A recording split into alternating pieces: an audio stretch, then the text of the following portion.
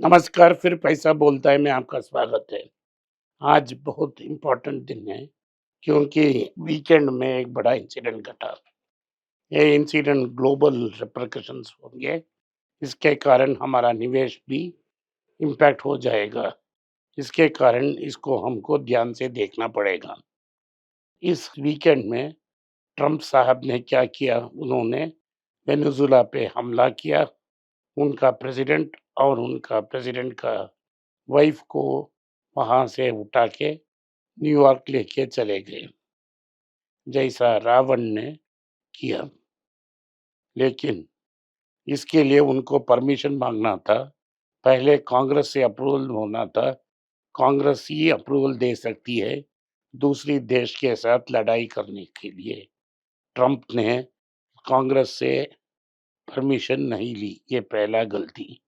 दूसरी बात है, वेनेजुएला एक सॉवरेन नेशन है, उसे अटैक करने के लिए यूएन का परमिशन भी लेना चाहिए। उन्होंने वो भी नहीं किया।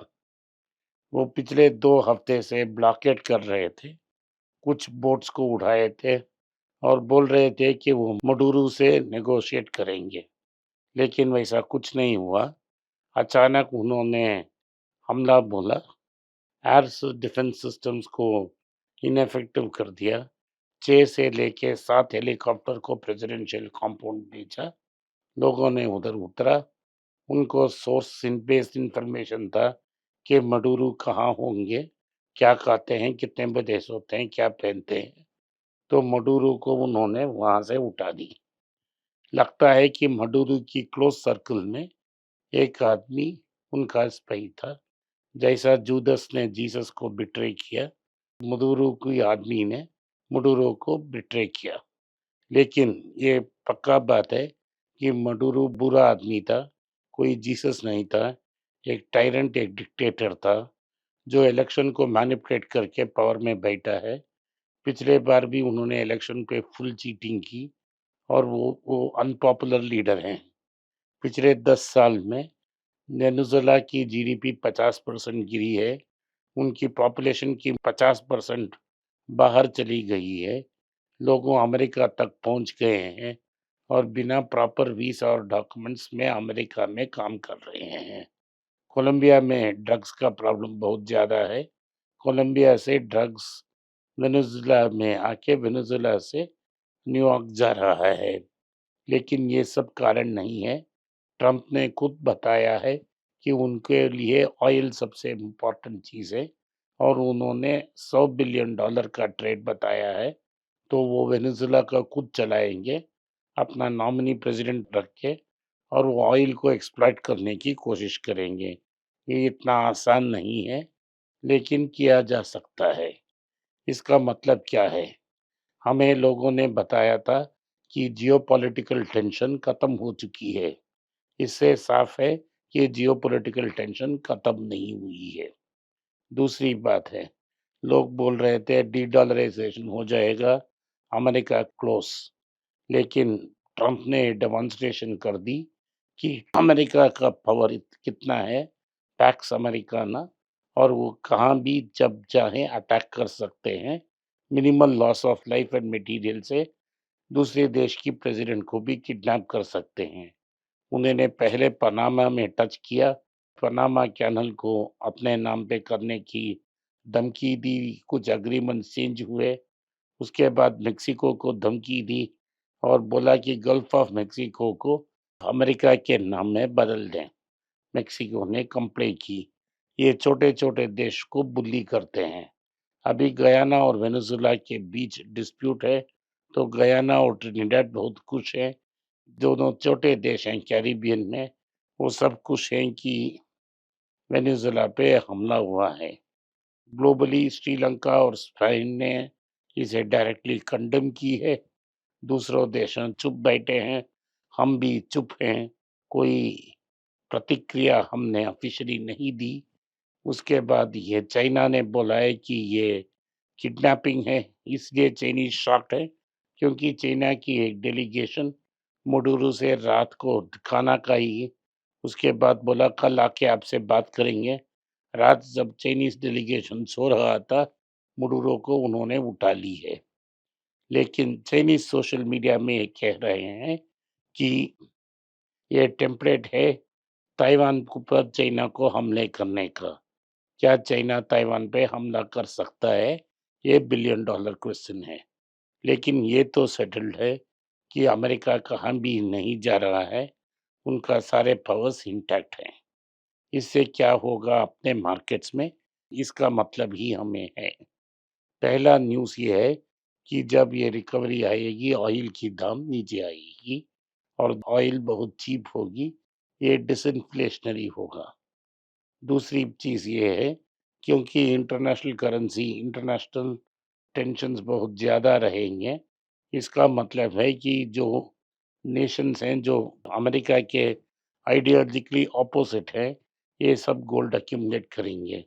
चाइना, रशिया, टर्की गोल्ड नहीं बेचेंगे, तो गोल्ड का दाम फ्लैट से और ऊपर जाएगा। आज भी 1% गोल्ड ऊपर उठ गई है, तो गोल्ड के लिए ये बहुत अच्छी खबर है। इंटरनेशनली भारत के लिए ये प्रेशर है और पैसा भारत को नहीं आएगा, कोई इमर्जिंग नेशंस को नहीं आएगा, तो भारत से पैसा बाहर जाएगा, ये रुपया पे प्रेशर आएगा। इसका हमने पिछले 2-3 दिन से देखा है कि डॉलर की दाम ऊपर उठी है। कंप्यूटर इंजीनियर जो आरबीए पे बैठे हैं, उनके भरपूर कोशिश के पर भी डॉलर नीचे जा रही है और वो डॉलर सप्लाई कर रहे हैं। जनवरी की 2 ट्रेडिंग दिन्स में वीक ट्रेड के समय भी में भी 5500 करोड़ रुपीस एफआईआईस ने बाहर लेके जा चुके हैं। आज जब मार्केट खुली, थोड़ा नेगेटिव खुली, उसके बाद 11:30 बजे तक 30 पॉइंट ऊपर गई थी और जब मैं बात करने के लिए तैयार हो रहा था, लगभग 3:30 बज चुके हैं, 90 पॉइंट नीचे था, एक समय 116 पॉइंट नीचे था।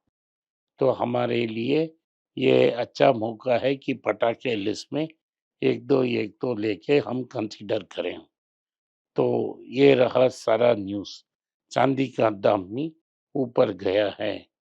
तो आज की मुख्य खबर क्या है भारत में, इसको हम देखते हैं। पहली न्यूज़ ये है कि प्रमोटर्स हैं अपना स्टॉक्स बेच रहे हैं। इस साल अब तक 1,38,000 करोड़ की पैसा बाहर लेके जा चुके हैं प्रमोटर्स। डिप्स में भी खरीद नहीं रहे हैं। एविएशन और टेलीकॉम 2 बड़े सेक्टर्स हैं जहां उन्होंने प्रॉफिट्स बुक की है। ये बेसिकली इंडिगो और भारती एयरटेल की बात कर रहे हैं।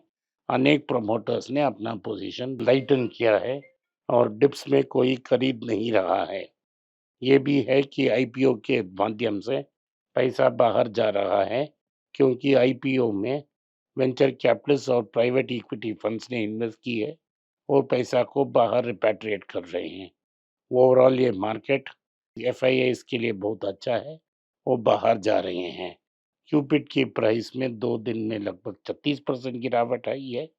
ये प्रमोटर की शेडी कैरेक्टर के कारण है।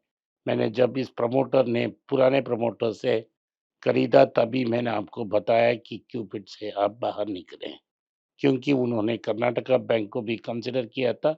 कर्नाटका बैंक भी नीचे है, लेकिन ये आरबीआई के कंट्रोल में है और ये long term damage Karnataka bank में नहीं हो पाएगा। बॉम्बे हाई कोर्ट ने एक वर्डिक्ट में कहा है कि कंप्यूटर ग्लिच के कारण जो 1.75 करोड़ एक कंज्यूमर को गया है, वो वापस नहीं देना है ब्रोकर को। जज ने कहा, अगर कंप्यूटर के कारण गलती होती, क्या ब्रोकर वापस पैसा देगा? कंप्यूटर का गलती किसका फॉल्ट है? ब्रोकर का फॉल्ट है, तो ये लॉस उनको भुगतना चाहिए। आरबीआई अभी इंटरेस्ट रेट्स नहीं काटेगा क्योंकि अपना उन्होंने प्रोजेक्ट किया है कि रिटेल इन्फ्लेशन 1.66 तक जा सकती है, लेकिन अच्छी सच्ची इन्फ्लेशन तो इससे बहुत ज़्यादा है। वेदांता ने कॉपर प्लांट खोलने के लिए मद्रास हाई कोर्ट में एप्लीकेशन डाली है। उन्होंने कहा है कि वो ग्रीन कॉपर करेंगे, तो वो कोर्ट ने आदेश दी है कि आप तमिलनाडु गवर्नमेंट के साथ बातचीत करें। आईटीसी ने ये कहा है कि उनकी जो फूड किचन्स हैं, वो बहुत अच्छे बिज़नेस कर रहे हैं और ये हर साल अभी 100% ग्रो हो रही है। उन्होंने कहा है कि लॉन्ग टर्म में वो 18 टू 20% तक ग्रो होगी। अब तक वो 65 क्लाउड किचन्स उन्होंने लॉन्च की है। वो स्विगी और ज़ोमैटो को यूज़ करके अभी डिलीवरी कर रहे हैं, लेकिन उसके बाद वो कॉम्प्लीमेंट्री चैनल्स के बारे में भी सोचेंगे। एयर इंडिया ने कहा है कि वो अपना सीईओ को बदल देंगे। ये इनफॉर्मल न्यूज़ है और ये इकोनॉमिक टाइम्स में आया है कि चंद्रशेखर ने नया आदमी ढूँढने की कोशिश कर रहे हैं। वेनेजुएला की जो प्रॉब्लम्स है उसके कारण में इंडियन ऑटो सेल्स अफेक्ट नहीं होंगे।